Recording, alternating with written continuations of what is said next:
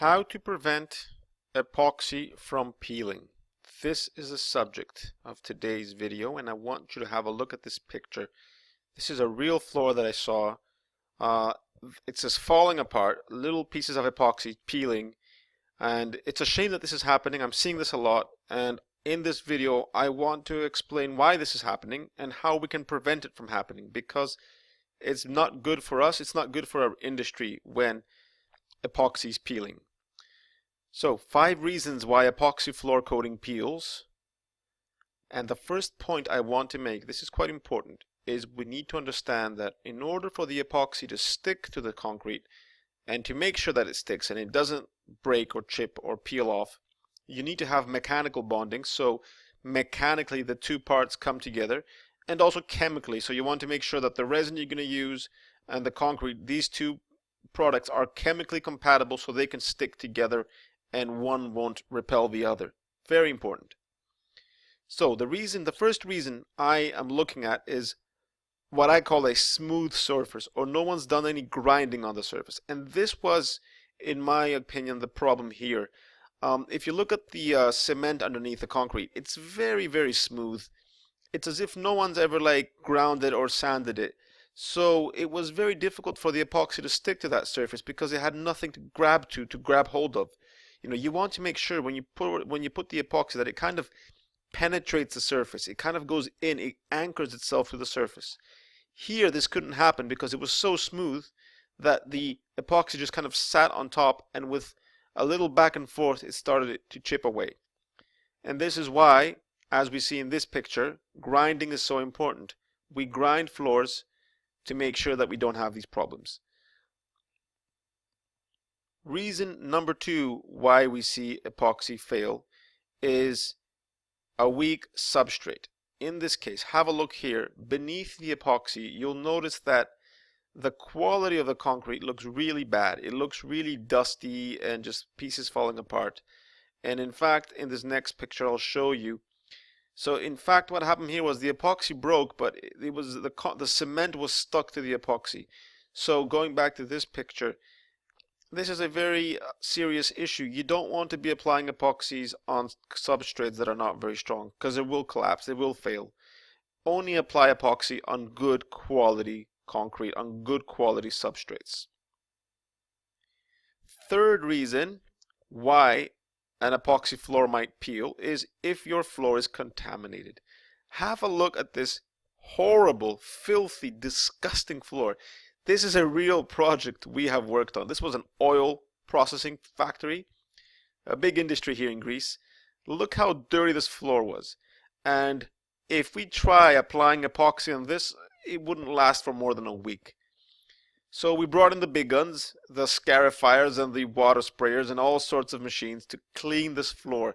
So the whole purpose here was we just kept on grinding and scarifying the floor until it was clean. And in fact, this is how the floor looked at the end. We made a nice epoxy quartz floor. The customer's very happy. In fact, it's been 2 years since we did this floor and the customer hasn't complained to me. It seems to be intact.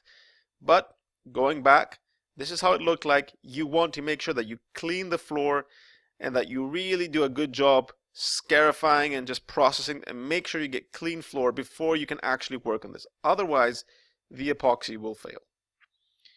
And let's go to the fourth reason. The fourth reason I see is some people, because they're in a rush or because they're trying to save money, they don't apply a primer. This is a big mistake. You should always be applying a primer. A primer, unlike a floor coating, is usually thinner. Its whole purpose is to penetrate, to go deep, to kind of go into the floor and to create kind of the base so the next epoxy coating can stick to it. Primers have many benefits. In fact, you can see there a picture of our primer that I recommend, and I'll post a link to it. So the benefits of adding primer, and we actually have a video on this subject, is one, you're going to get much better adhesion with the epoxy coating. Also, you get rid of that micro dust when you apply a primer. Now, that does not mean you should not sweep the dust beforehand. Obviously, you should clean all your dust, but there's always going to be some micro dust stuck on the floor. Primers do a great job of eliminating this dust. Also, primers penetrate the substrate and they also seal the surface. And you'll realize sealing the surface is very useful because later on you want to avoid having bubbles when you apply the top coats. And a great way to avoid that is by having a good sealer. And finally, the fifth reason, and here's another picture of a failed floor, is when you have the wrong system or the wrong product or the wrong spec in place. And what I mean here is, if you have a warehouse where you're shifting pallet trucks in and out every day, if you've got a heavy duty warehouse, you don't want to be using, a thin epoxy coat won't do anything. It's just not strong enough to withstand. So make sure that you specify a coating that's suitable for the use that you expect your floor to have. If you have, for example, hot water, again, you need the right system in place to deal with hot water. Very important. I'm seeing this a lot. People go tight on the budget. They want something cheap. And then a month, 2 months later, the floor is falling apart. Another big problem. So, now, do you have any questions? Any comments? Something you want to ask me? Go ahead and leave a comment below. I love getting your questions, and hopefully I can answer them. Finally, I want you to visit our websites. Our first website is for our products, www.tcs.eu, and LearnCoatings.com is our online training forum where you can learn all about our courses and you can read lots of articles. I also want to thank you all for your support. At the time I'm recording this, our channel has reached nearly 3,000 subscribers. That's an amazing number. I never thought I'd have a channel with 3,000 subscribers. Thank you all for your support. If you haven't already subscribed, please subscribe. Go ahead and share the video, and I'll see you soon.